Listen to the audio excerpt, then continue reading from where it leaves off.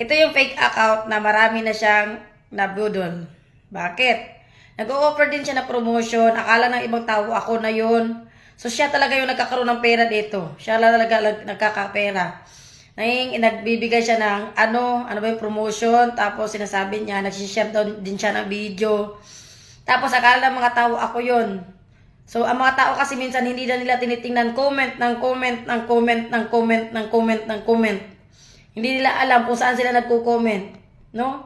Hindi naman kayo nakakatulong. Alam nyo ba kung bakit? Hindi nyo ba na alam na yung ito marami na silang na ano? Nabudol? Nag-offer na ganit, i-share ko daw ang video. Paano ko naman i-share ang video? Hindi ako basta-basta na-share ang video, oy. Oy, no? Kahit mga sponsor ko, hindi ko sinishare ang mga video nila. Yan. Tapos hindi ako basta-basta nagre-reply. Ito, naghihingi, no? Tingnan nyo, dumadami ang kanyang. Sige, namnamin mo lang yan. Humada ka lang, ha? Namnamin mo lang. Namnamin mo lang.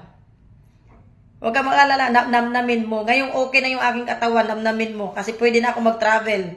Pwede na ako any moment. Namnamin mo lang. Namnamin mo ang pagkakataon na iyan.